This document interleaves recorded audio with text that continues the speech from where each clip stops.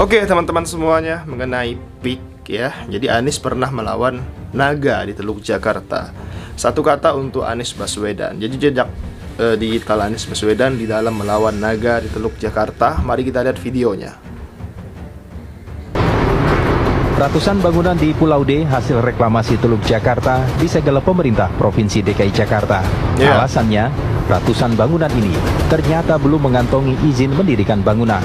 Waduh. Penyegelan yang dipimpin langsung oleh Gubernur DKI Jakarta Anies Baswedan ini pun terpaksa dilakukan guna menghentikan proses pembangunan hingga sang pengembang memenuhi aturan. Tak hanya menyegel Pulau D, Anies Baswedan juga menghentikan kegiatan yang ada di Pulau C dan Pulau D. Saya meminta kepada semuanya di dalam melakukan kegiatan pembangunan ikuti peraturan, ikuti ketentuan, jangan dibalik. Jangan membangun dahulu baru mengurus izin, tapi pastikan ada izin dulu, semuanya sesuai dengan tata kelola yang ada. Kenapa saya datang ke sini, karena saya ingin lihat langsung. Selama ini hanya lihat dari gambar, lihat dari udara, tapi tidak pernah melihat langsung sebuah lahan yang luasnya lebih dari 320 hektar di pesisir Jakarta, dan itu sebabnya saya mau lihat sendiri langsung di sini. Kalau penyegelannya bisa dikerjakan oleh siapa saja.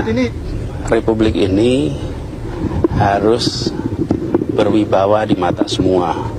Jangan sampai Republik ini kendor, longgar, dan justru takluk melihat pembangunan seperti ini dilakukan tanpa izin yang benar. Itu mengganggu kewibawaan negara. Satu kata tentang apa yang dilakukan oleh Anies Baswedan ketika menutup Pulau D. Good job. Good job. Yes. Good job, kerja bagus ya. Ya baru sadar mereka tentunya teman-teman. Jadi makanya mereka takut sama Pak Anies menjadi pemimpin di negara ini. Ya ini dia contohnya, pembangunan mereka tidak akan bisa terlaksana dengan lancar seperti itu ya. Seharusnya diupload pas pemilu kemarin. Percuma juga karena Prabowo itu kan itu bukan menang tapi dimenangkan. Ya siapa yang memenangkannya? Ya tentu saja Mulyono, Joko Widodo ya. Jadi tahun ini katanya ya kan jatahnya Pak Prabowo sebagai presiden. Hahaha, ada aja teman-teman semua. Jadi Pak Anies tetap tidak mau karena dia kuat beroposisi. Jadi Pak Anies ini bukanlah seorang penjilat tentu saja ya. Mendingan tetap jadi oposisi. Tentunya bukannya ngerugin Pak Anies, tapi kalau lingkungan kita nggak mendukung buat jadi lebih baik, takutnya ke bawah atau bahkan dihilangkan. Tentu saja teman-teman semua. Ya tentu saja ya, jika pun menjadi penjilat ya tentu saja bisa disetir sana sini tentunya. Ya contohnya si Prabowo ya teman-teman. Dia memerintahkan agar dicabut pagar laut di PIK 2, kemudian ada menterinya. Siapa itu suruh untuk bongkar? Jangan dulu, kita harus cari dulu pelakunya katanya. Kan dia kan menunda pembongkaran PIK 2 teman-teman. Ya sekarang ini sampai TNI Angkatan Laut Marinir menggunakan 2 tank amfibinya untuk membongkar pagar laut tersebut. Jadi siapa dalang dibalik pembangunan pagar laut ini kalau tidak PIK 2? Jadi mereka ingin menguasai lautnya juga ya, bahkan ingin menguasai lautnya juga untuk dijadikan daratan. Mungkin saja seperti itu teman-teman semua ya. Nauzubillahi min dzalik.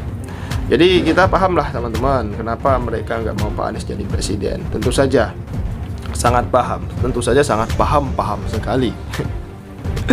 Pak Prabowo bisa langsung begini nggak? Meong.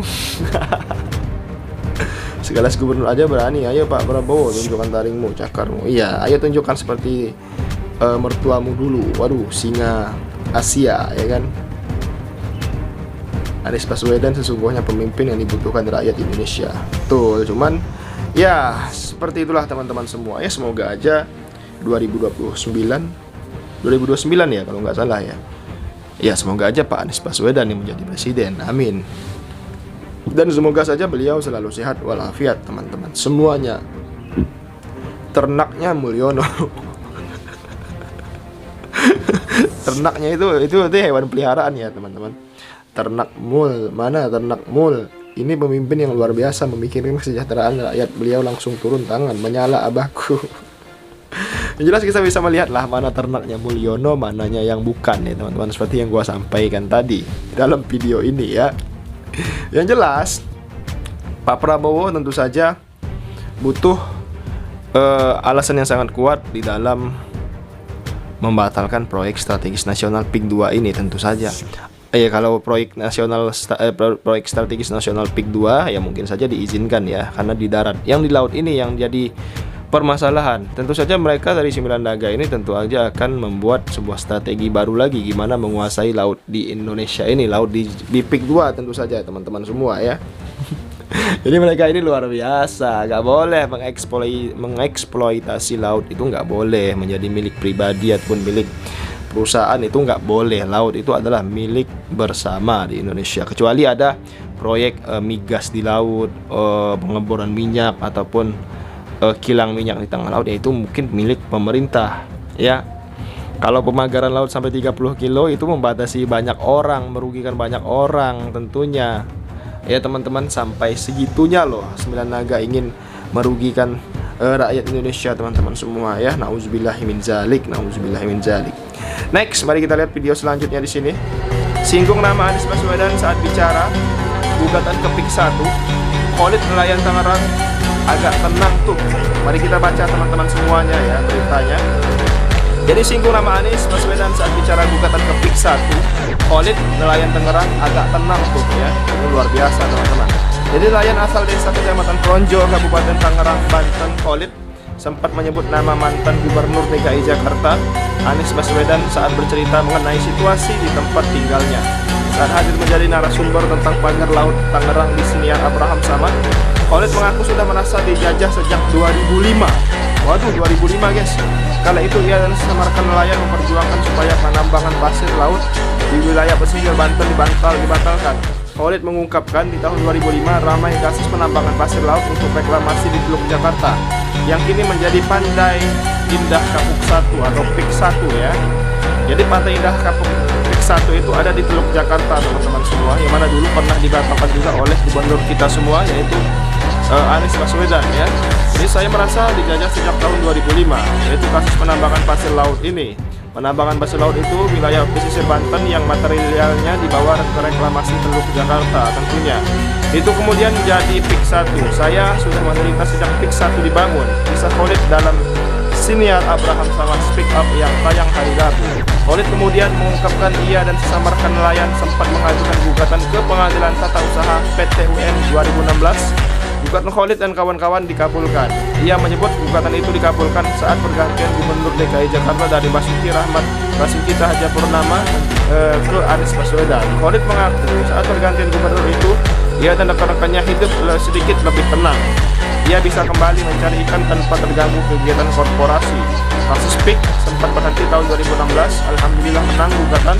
Itu juga menang karena pergantian gubernur Jakarta dari Ahok ke Anies. Dari situ agak tenang tuh, saya bisa nakal ikan lagi, ungkap Khalid. Meski demikian, Khalid mengaku ketenangan itu tidak berlangsung lama. Ini luar biasa Sembilan Naga ini teman-teman semua. Kata-kata Cak Nun memang benar dan sekarang kejadiannya terungkap. Berarti Pak Anies melindungi nelayan. Oh iya dong, jelas. Kalau Pak Anies Baswedan itu sudah jelas melindungi daripada nelayan, masyarakat tentunya ya. Ya kalaupun diizinkan mungkin Pak Anies mengizinkan yang di darat saja, PIK 2-nya saja. Gak sampai di lautnya juga ya. Akhirnya paham sudah yang dimaksud Abah dulu masalah patung bambu untuk kesejahteraan petani bambu. Patung bambu itu hasil sumbangan untuk event, bukan dari APBD Jakarta, Pak. Pak Khalid gak nyebut nama ya guys ya. Dia cuma bilang waktu ganti gubernur aja agak tenang. Ntar pasti bilang Pak Khalid anak apa. Iya tentu saja buzzer Mulyono tentunya akan memfitnah Pak Khalid sebagai buzzernya Anies Baswedan ataupun anak abah ya, seperti itulah. Jadi satu persatu kinerja abah terungkap tanpa perlu buzzer botak. Tentunya teman-teman semua ya, seperti itu. Luar biasa Pak Anies Baswedan. Semoga beliau menjadi the next presiden 2029. Amin. Sekian video kali ini. Jangan lupa subscribe MPH Channel. Assalamualaikum warahmatullahi wabarakatuh.